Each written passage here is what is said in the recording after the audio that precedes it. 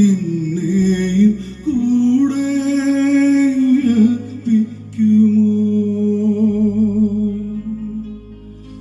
ഞാൻ മരിച്ചതിനു തുല്യമാണ്, ഞാനിന്ന് മരവിച്ച മനുഷ്യനാണ്,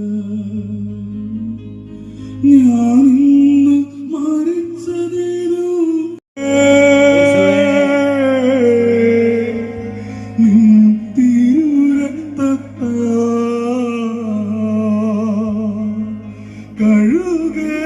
കഴുകണമേ എന്റെ കൊടുപ്പാപങ്ങൾ, കഴുകണമേ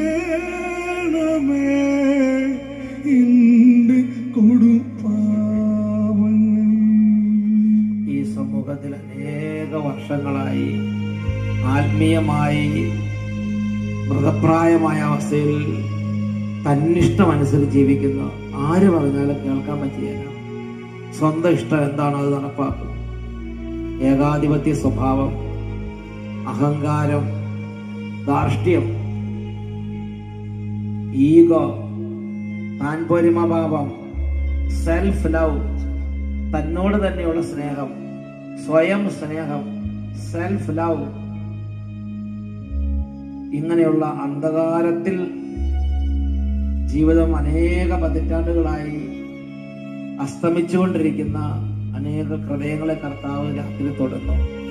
ഒരു നല്ല കുമ്പസാരം നടത്താൻ കർത്താവ് അനേകരുടെ ഹൃദയങ്ങളെ സ്പർശിക്കുകയാണ്.